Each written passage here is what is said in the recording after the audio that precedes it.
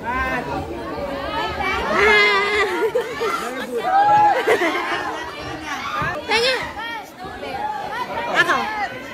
Ang liit mo, ang liit ko. Anong magiging anak natin? Tipaklop. Nakakatawa yun, Catherine.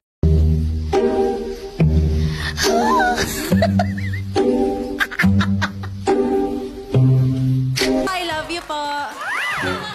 Ay, may ganon? Alam mo, medyo kiri ang mga taga dyan. Hello Kathden fans! Ito na nga ha, ang kakulitan na naman ng Kathden mga kasembreros ay kumaga pa na numatake na naman mga kasembreros.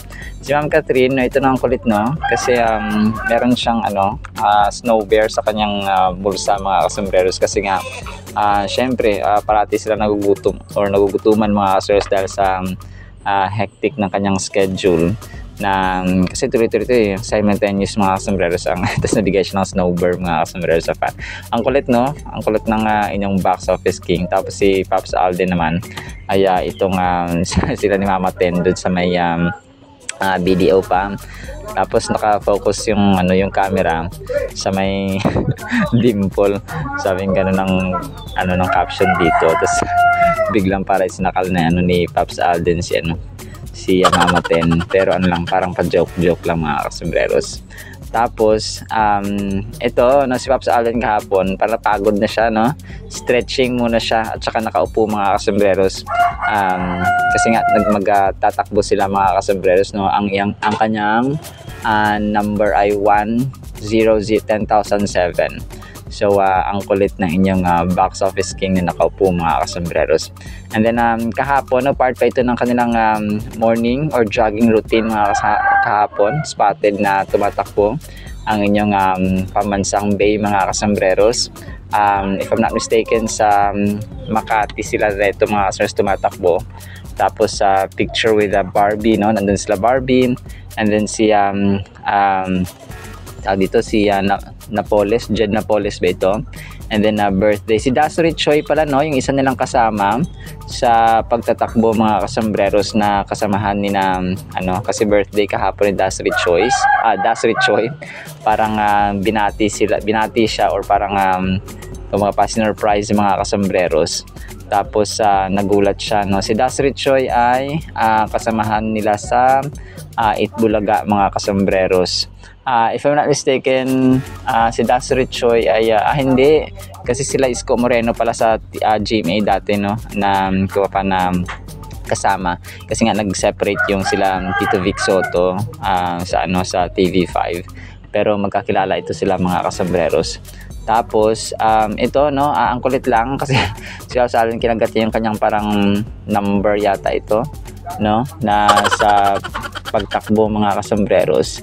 Tapos fun run no ang nakalagay dito, parang ID niya, parang ganun mga kasembreros.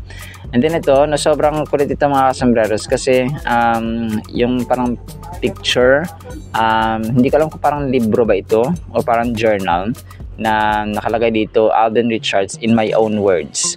Tapos parang may toga na maliit pa siya. Tapos Summit Books. So libro, hindi ko alam kung author siya nito or publisher mga kasembreros, pero ang lupit lang mga kasembreros. And then ito no, si Ma'am Catherine ay meron silang contestant na taga Jensan no.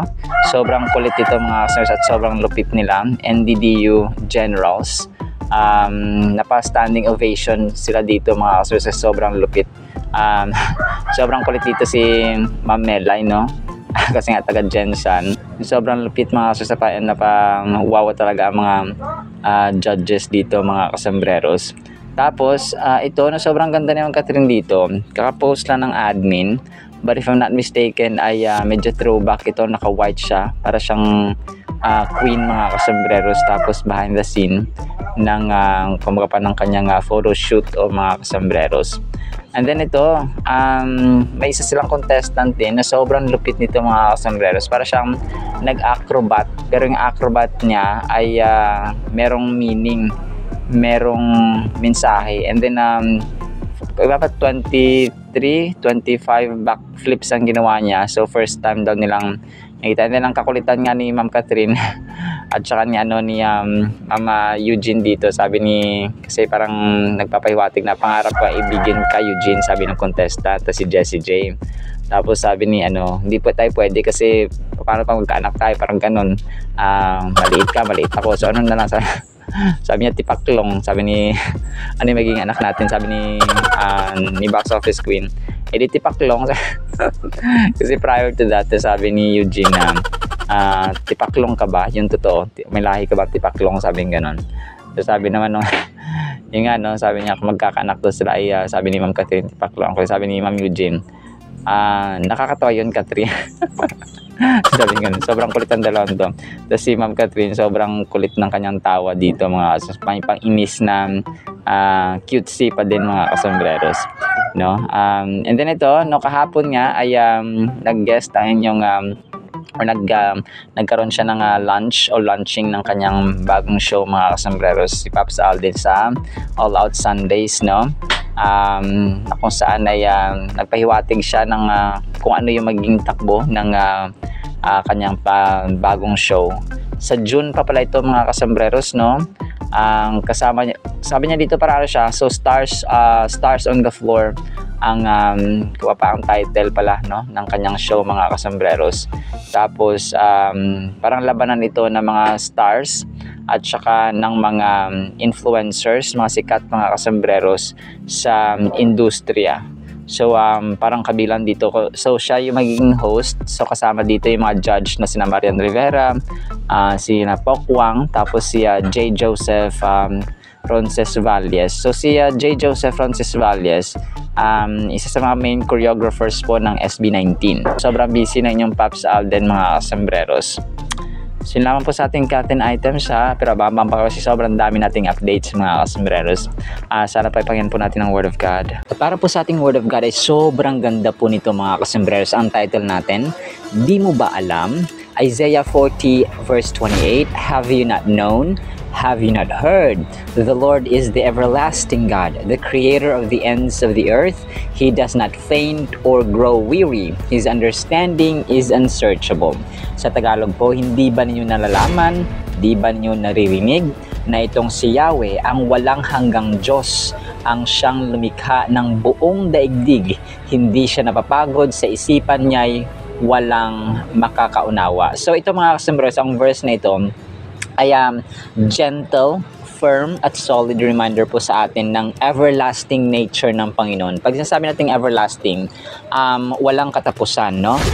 Eternal, endless, forever na nature ng Panginoon mga kasombreros. Kasi ang tao, di ba, yung posisyon, yung kayamanan, yung influence, yung kasikatan, yung ating buhay as a whole ay hindi po siya everlasting, hindi po siya forever.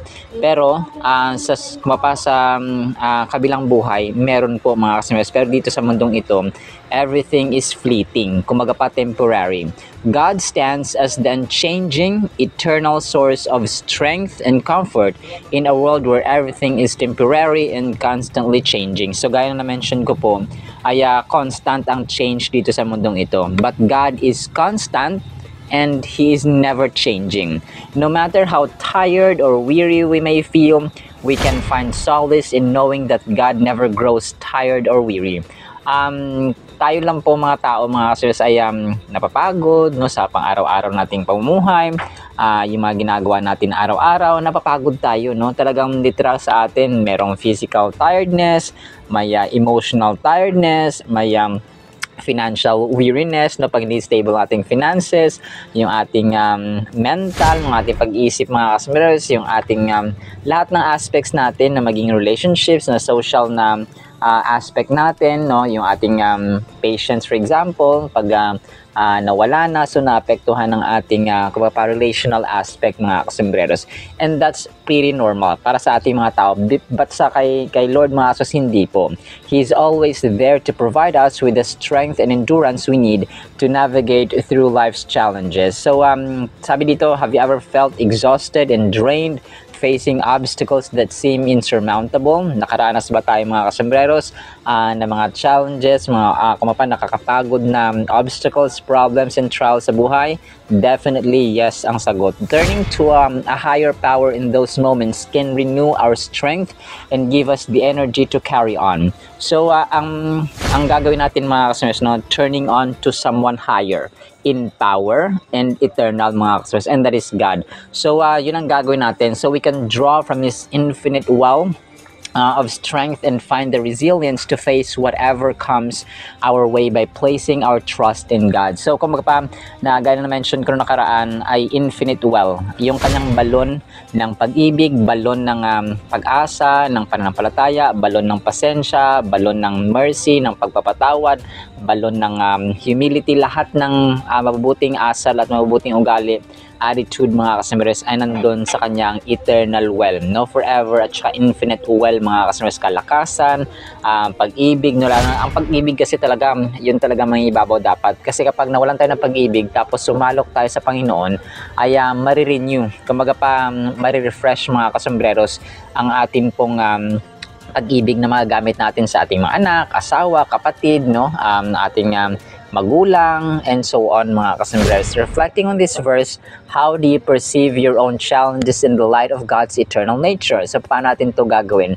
Can you recall moments when you felt God's unwavering presence in your life? How does knowing that God will not grow tired or weary influence your daily decisions and outlook on life? So ang verse na ito ay nag-encourage sa atin na i-change natin yung focus natin sa ating Panginoon from the limitations na meron tayo. Kasi limitless ang power niya, yung strength niya, sabi niya dito, hindi niyo ba alam?